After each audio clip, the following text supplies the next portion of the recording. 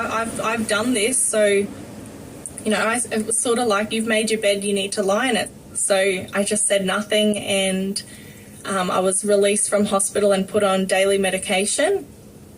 And yeah, I did that, and I never said a word to anyone about the conversation I had with the doctor.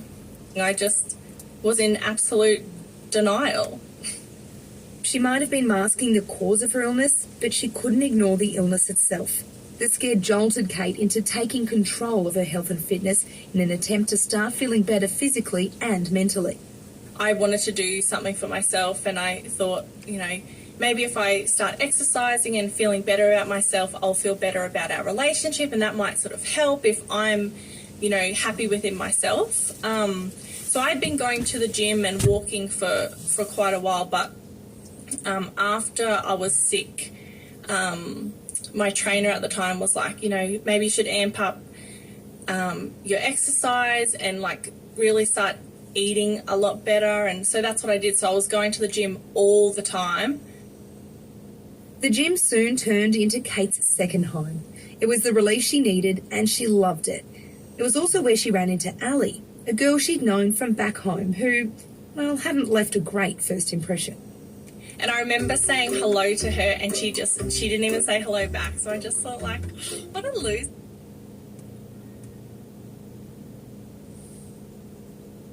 Say hello back. So I just thought, like, what a loser. Like, what a bitch, he won't even say hello to me. So I sort of just wiped her and just thought, oh, she obviously thinks she's too good. Yeah, so, and we had no contact at all, like, over the 10 years. I never, like, saw her out, ever. Yeah, so then when I saw her at gym, I was just like, oh, Ali Brigginshaw. I only knew it was Ali because I had met her before. I didn't follow her on socials or anything like that. I had no idea what she did for work or anything like that.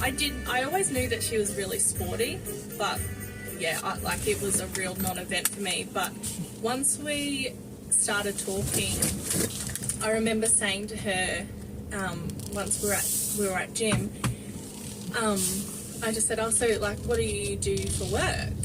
And I remember she said, oh, I play football. And I still remember thinking, oh my God, she just plays football. Like, what a bludger. She doesn't even have a job. Intrigued, Kate went home and Googled Ali's name. Well, turns out Ali Brigginshaw is a pretty big deal. Not only was she the captain of the Brisbane Broncos' inaugural NRL women's team, she's recognised as one of the game's best.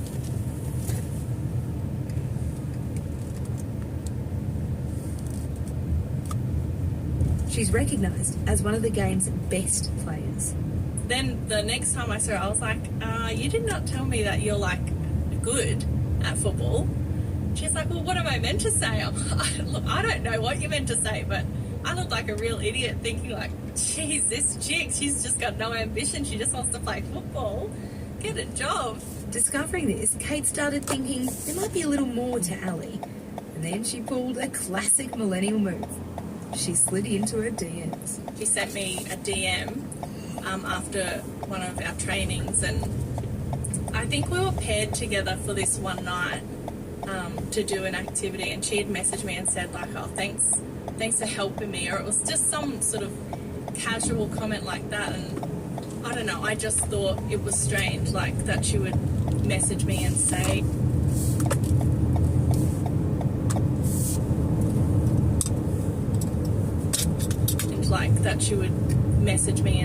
you know, thanks for helping me. Like, I didn't actually help her. So I did think, okay, she is keen.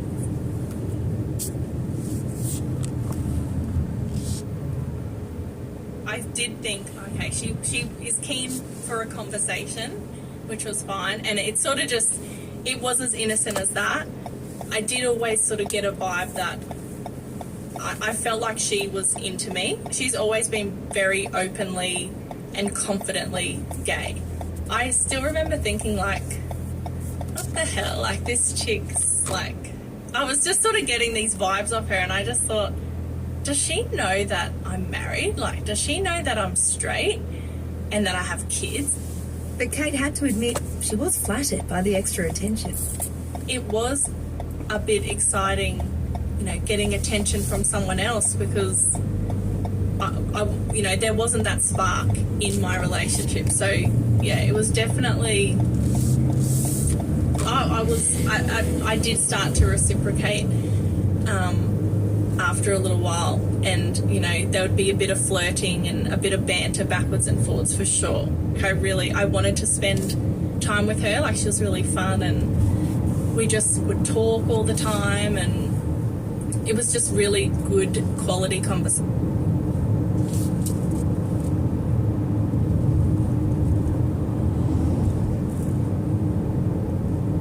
It was just really good quality conversation.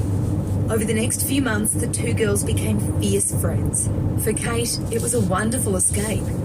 Every day, she was realising more and more that she wasn't happy at home. But she didn't feel like she could tell Jake or any of her friends. They'd all been at her wedding only 3 months earlier. So Ali, being the only friend who didn't know Jake, became her confidant. She was actually the only person I spoke to.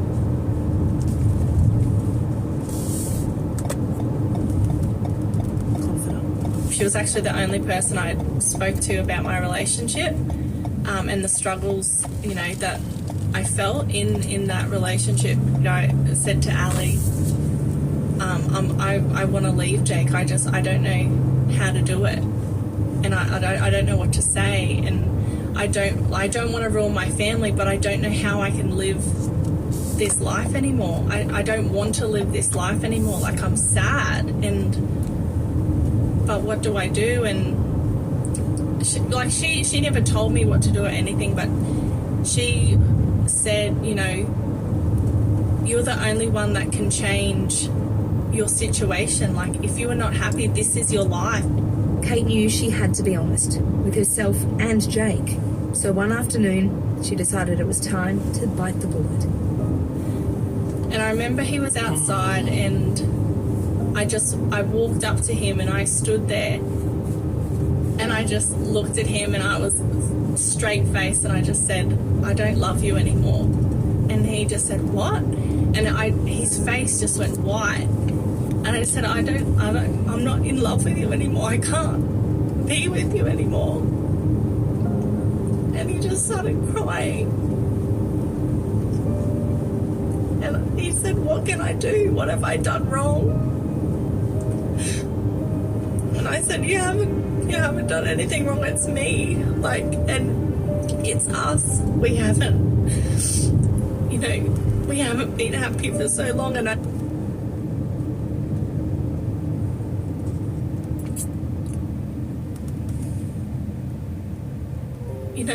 we haven't been happy for so long, and I know that we're just together for the kids, and because we want our kids to have a mum and a dad that are together.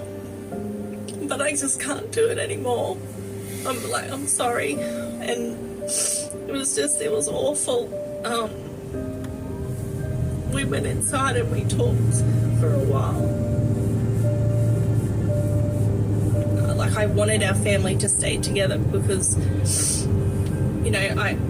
I wanted that family unit. I wanted the kids to have both of their parents together, but at the same time, I wanted happiness also, and that sounds so cliche, but I finally realised that I matter too, and that I'm in.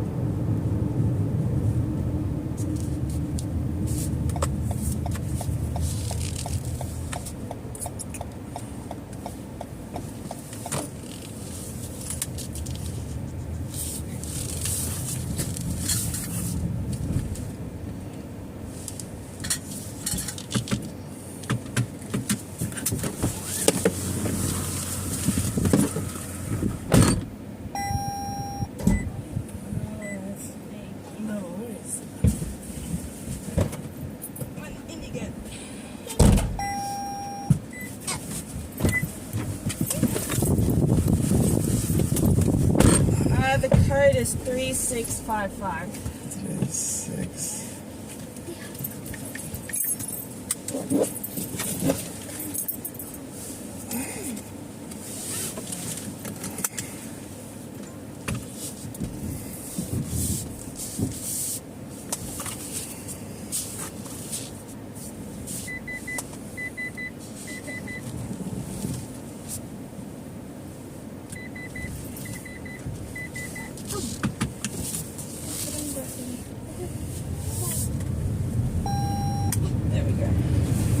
go.